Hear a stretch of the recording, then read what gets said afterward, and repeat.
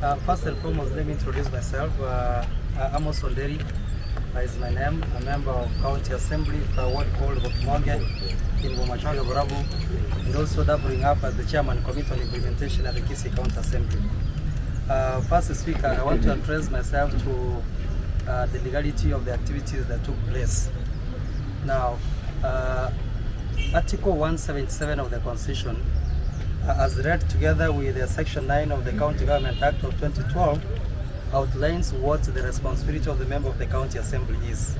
And it is very clear their responsibilities is to oversight, to legislate, and to represent. And that means that when activities happen in the Assembly on matters of representation and legislation, members of the Assembly need to be involved. Now, when you go to Article 98 of the Constitution, as read together with Article 123, it actually identifies members of the County Assembly who have been elected as the head of delegations of those respective wards where they have been elected from. Now that in itself, and the interpretation is that when decisions are made in this county that actually affect respective wards, those members of the County Assembly who have been elected as the head of delegation need to be involved. Now the occurrences of date 16 actually saddens all of us, because you see we are talking about an assembly that is actually being called to transact business after the assembly has adjourned to the future date. Now the members who need to represent those respective wards do not have an input in the passage of those very respective documents, and I want to mention those documents here. First and foremost, the document that actually we utilize for purposes of implementing projects in this county is the budget estimates. We had declined as members of the County Assembly that we were not ready to pass the budget estimates for 2022-2023 for a very simple reason. We had realized that Governor Ongwae, within the period of the last 4 months, he has illegally employed over 400 people without the input of the Public Service Board. Right. And therefore we did not want to give him an opportunity to actually say that the County Assembly passed a recurrent budget that gave him the authority to employ. And so we thought it was important for us to safeguard our people from passing a budget that was going to be illegally be utilized. Then, secondly, you are aware that Governor Ongwae has been on the media talking about the construction of 2 markets. One market at Marani, another market at Magena. In actual sense, Governor Ongwae had presented a memorandum of understanding to the County Assembly for passage. But I want to tell you the process of passing a memorandum. Once a memorandum for alienation of land has been presented to the County Assembly or for purposes of public land, the Assembly Speaker, who is presiding on that very particular day, commits that memorandum to the relevant Committee on Lands and Fiscal Planning. Then that committee is expected to go and conduct public participation so that there is an input of the public. What happened on day 16, it is the passage of a memorandum without the input of the public. And remember, colleagues, Article 10 of the Constitution talks about public participation. So we are having a land that is being alienated illegally without the input of the public. That's right. And so we are wondering and asking ourselves, where has the ministry, the Department of Agriculture, together with His Excellency Governor Ongwae, been for the last 5 years that they could not bring this matter to the floor of the House for the Assembly to be able to peruse through and actually sanction that bit of alienation? Then thirdly, and you know it, the other matter that was contentious that members of the County Assembly did not input to it was the selection of the Chairman Public Service Board and a member. Now the process that is usually required is that once those names have been committed, the relevant committee again goes to public participation and invites the public to put an input on those people. What happened on day 16 was actually also a complete illegality, where the Assembly is conspiring with the executive to pass names that have not even gone to the public participation. And we are asking ourselves very serious questions. Governor Ongwae has only 2 months in office. Well, actually 40 days in office. Which interest does he have with the Public Service Board? He needs a public service board that is going to rubber stamp the illegality that he has committed within 3 weeks, where he has recruited people illegally without even due process of advertisement.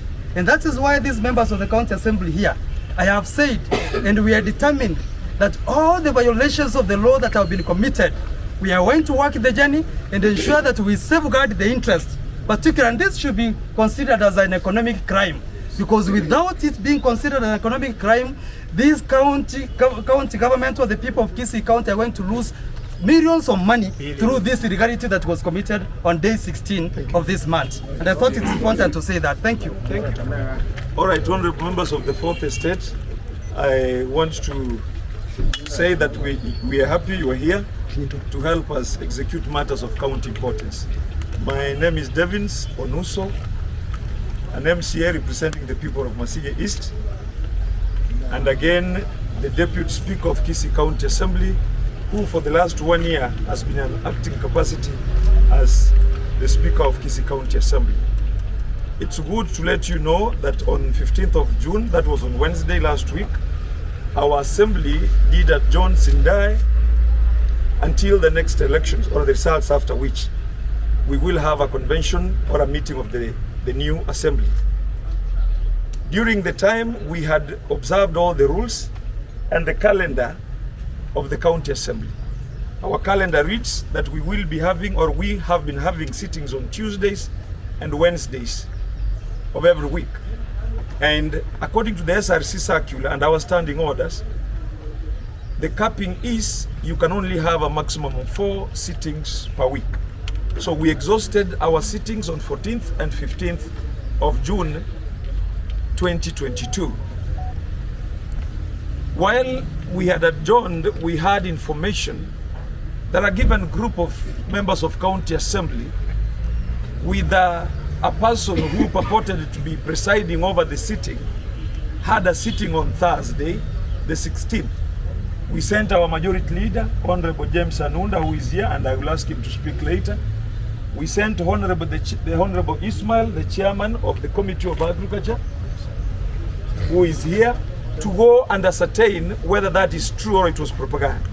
And true to the fact, the Honorable Majority Leader was stopped by uniformed policemen from accessing precincts of the Assembly, a place of work, until 9th of August. The Honorable Chairman for Agriculture, Honorable Ismail Matundura, was manhandled during the process of attempting to get into the plenary or the places of sitting.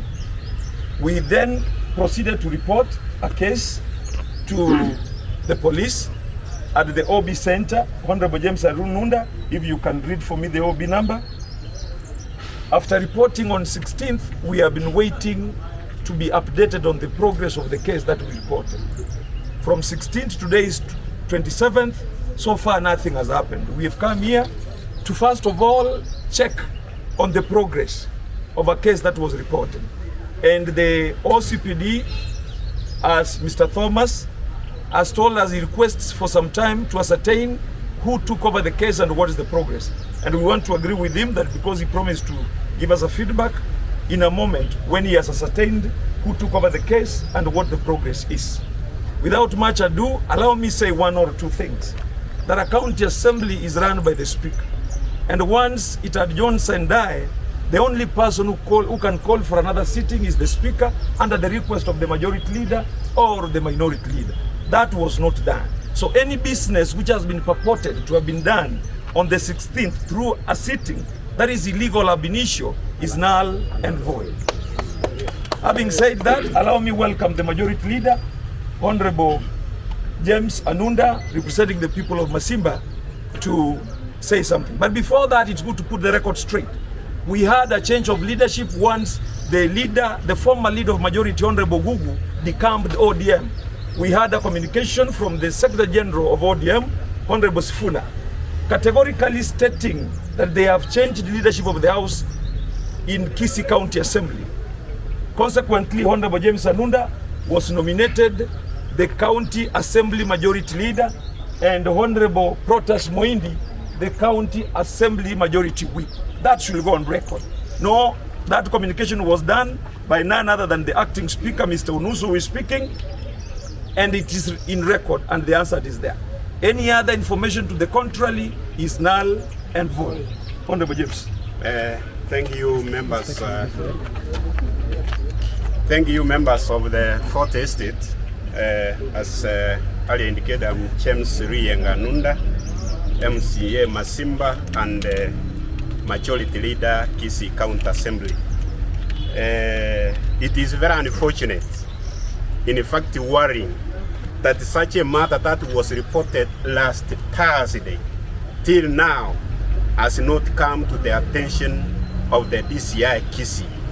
Because as we are waiting here, and we are almost an hour here, that the OSPD doesn't have any information on such a matter that I reported immediately after being part from the assembly precincts.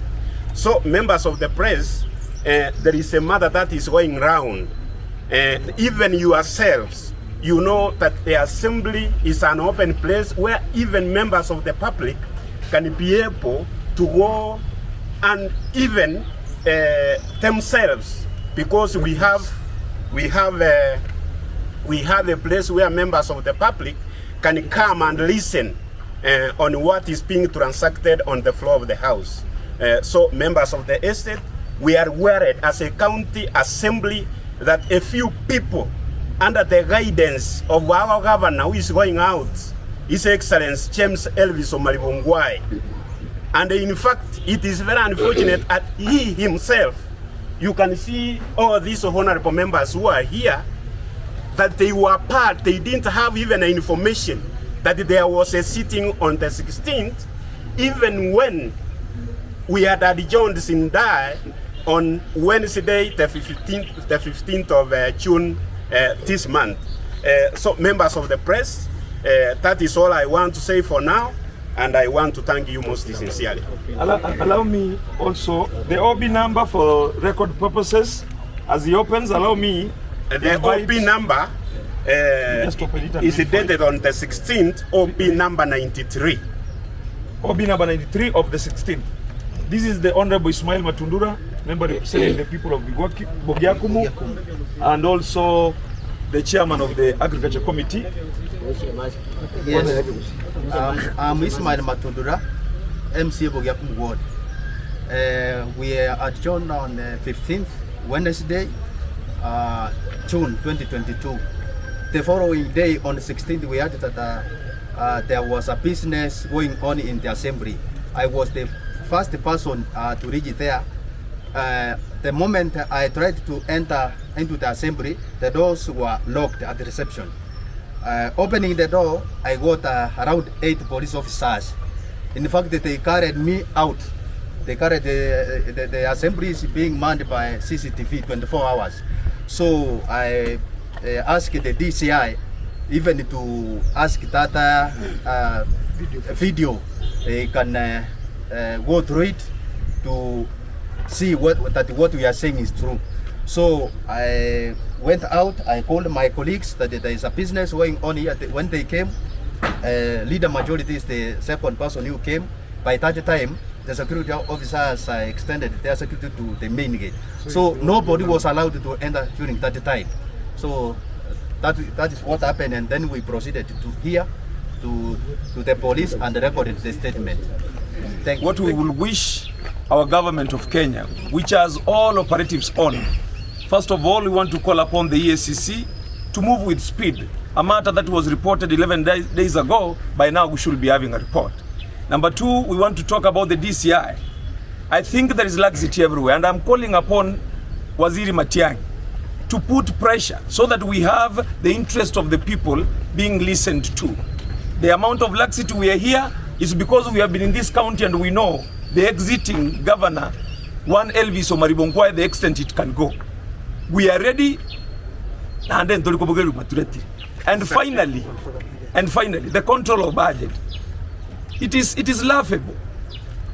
The rules are very clear. The powers bestowed on the speaker are so immense. Any document which does not get the approval of a speaker does not get even its way to the assembly. No signature of the acting speaker is in those documents. The vellum, which is supposed to be signed by the speaker before it goes to the control of budget, does not have my signature. And I would wish that whoever presents that purported budget to be even arrested by the time of presenting himself. Thank you, and thank you, the members of the floor tested.